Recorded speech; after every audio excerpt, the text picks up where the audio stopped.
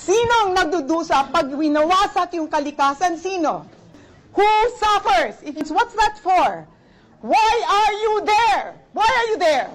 Ano mangyayari sa magsasaka na out of the rehab area? Sino mag-aalaga sa kanila?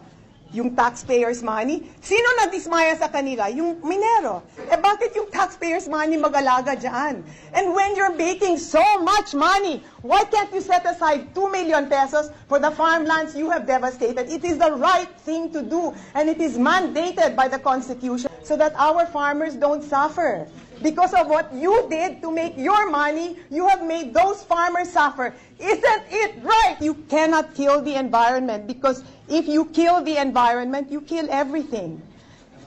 One-third of the Filipino depends on our natural resources. Sino ang nagdudusa pag winawasak yung kalikasan? Sino? Yung mahihirap.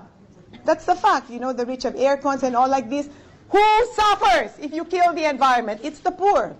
And whose duty is it to protect our people? It's the government. And when you make decisions based on business interests, you have shirked your responsibility. You have lost the moral ascendancy to rule the government, because to you, business and money is more important than the welfare of our people. So take it at that.